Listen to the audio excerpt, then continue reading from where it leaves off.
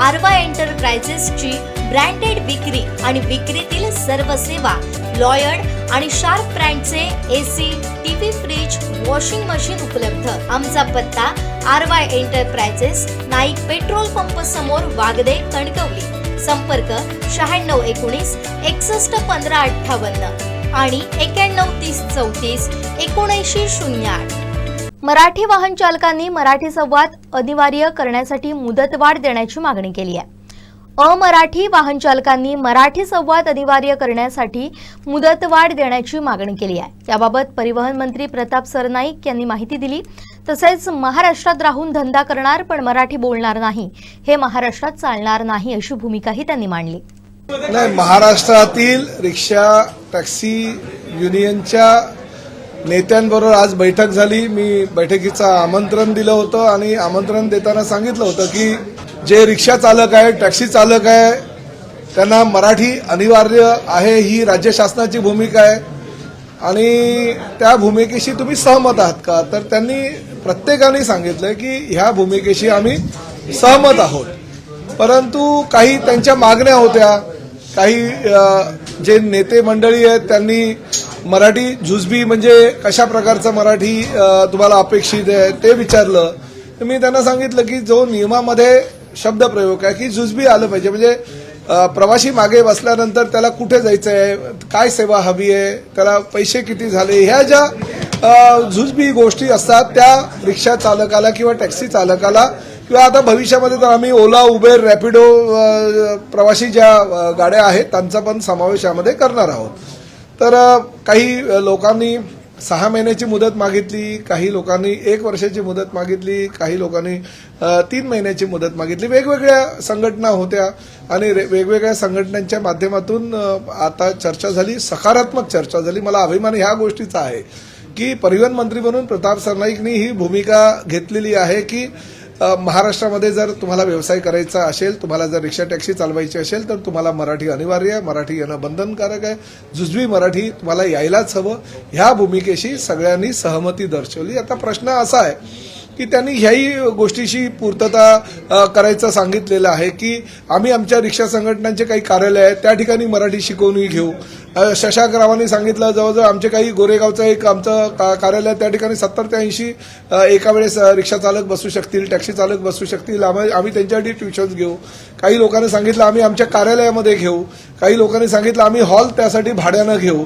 म्हणजे हाजी अराफत शेख किंवा बाकीचे जे काही हे नेते मंडळी आलेले प्रत्येकाने प्रत्येकाची भूमिका स्पष्ट केली आणि भूमिका स्पष्ट करताना त्यांचं असं म्हणणं होतं की आमच्या रोजीरोटीवर कुठेही पाय आला नाही पाहिजे, रोजीरोटी कुठेही बंद झाली नाही पाहिजे आणि त्या पद्धतीची जर तुमची भूमिका असेल तर ते आम्हाला मान्य आहे। आणि आम्हीही त्यांना सांगितलं की शेवटी हे राज्य शासन आहे, देशातलं प्रगत राज्य म्हणून परिचित आहे। मुख्यमंत्री आणि दोन्ही उपमुख्यमंत्री अतिशय चांगल्या प्रकारचं काम करत असताना रोजगार निर्मिती हे आमचं पहिलं उद्देश आहे आणि त्या माध्यमातून देशामध्ये रोजगार निर्मितीचं पहिलं राज्य करण्याचा आमचा मानस आहे।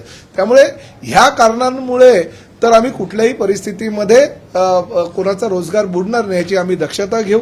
परंतु शेवटी तुम्ही जर असं म्हणाल की नाही आम्ही महाराष्ट्रात राहू, व्यवसाय करू, आम्ही रिक्षा चालू, आम्ही टॅक्सी चालू, परंतु आम्ही कुठल्याही परिस्थितीमध्ये हिंदीमध्येच बोलणार, मराठी बोलणार नाही, हे चालणार नाही।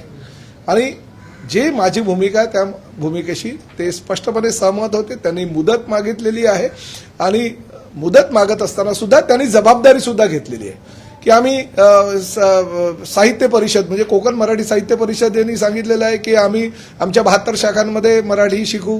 आमच्या मेहंदळताईंनी सांगितलेलं आहे की आमच्या मुंबई मराठी साहित्य संघातर्फे आम्ही मराठी शिकू। त्यांचं सुद्धा ज्ञान जे आहे, त्यांची सुद्धा मदत जी आहे ती घेण्याची भूमिका ह्या सर्वांनी ठरवलेली आहे। मी त्यांचं मनापासून आभार व्यक्त केलाय आणि त्यामुळे आमच्या भूमिकेशी, राज्य शासनाच्या भूमिकेशी सर्व रिक्षा टॅक्सी युनियनचे नेते तयार आहेत की आमच्या भूमिका जी योग्य आहे।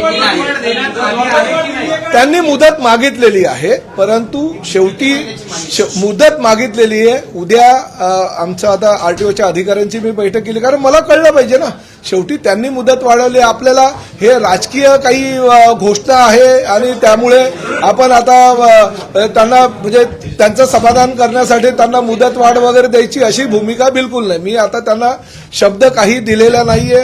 उद्या आरटीओच्या सगळ्या 59 आरटीओची मी बैठक बोलवलेली आहे सकाळी 10:30 वाजता आणि त्या बैठकीमध्ये ह्या बाबतीतला आम्ही निर्णय घेऊ. त्यांनी मुदतवाढ जर मागितली असेल, मी आधीच घोषणा केली होती की तुम्हाला जर शिकवणी पाहिजे असेल शिकवणी द्यायला तयार आहे.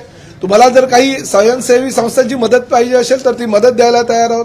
तुम्हाला जर मुदत पाहिजे असेल तर ती आम्ही मुदत द्यायला तयार आहोत. परंतु मुजोरी चालणार नाही. आम्ही व्यवसाय करू, धंदा करू, परंतु आम्ही मराठी बोलणार नाही. ही जर भाषा तुमची असेल तर ती भाषा परिवहन मंत्री म्हणून मी सहन करणार नाही. त्यांना त्यांची भूमिका जी आहे, आता मुदतवाढ दिलेली नाही, परंतु त्यांना मी सांगितलेलं आहे की सकारात्मक आम्ही भूमिका घेऊ. फक्त उद्या आमची आरटीओच्या अधिकाऱ्यांच्या बैठकीमध्ये त्या बाबतीतला आम्ही निर्णय घेऊ आणि पुढे करू. एक गोष्ट मी तुम्हाला सांगतो, मुदतवाढ ही त्यांनी मागितलेली आहे, आमची द्यायची तयारी आहे. पण फक्त आता किती वेळ द्यायचा, किती काळासाठी द्यायचा, कारण काय मग मुदतवाढ संपणार नाही. कारण आजच्याच बैठकीमध्ये कोणी 3 महिन्याची मागितलेली आहे, कोणी 6 महिन्याची मागितलेली आहे, कोणी 1 वर्षाची मागितलेली आहे. शेवटी आम्हालाही ठरवावं लागेल हो. फक्त ही राजकीय घोषणा नको. उद्या जर 3 महिने झाले, 6 महिने झाले आणि कोणी मराठी बोललाच नाही तर आम्हाला शेवटी पकडणार सर्वसामान्य जनता हे आम्हाला. परंतु माझं आपल्या माध्यमातून जनतेला सुद्धा आव्हान आहे आणि त्यांनी सुद्धा तीच भूमिका मांडली. जर ड्रायव्हर आणि म्हणजे टॅक्सी ड्रायव्हर किंवा रिक्षा ड्रायव्हर हा हिंदी आहे, हिंदी भाषिकच आहे असं समजून प्रवाशांनी सुद्धा त्यांच्याबरोबर हिंदीमध्ये संवाद साधणं योग्य नाही. जबाबदारी प्रवाशांची सुद्धा आहे. प्रवाशांनी सुद्धा त्यांच्याबरोबर मराठीमध्ये संवाद जर साधला तर 70% काम इकडेच आमचं संपेल.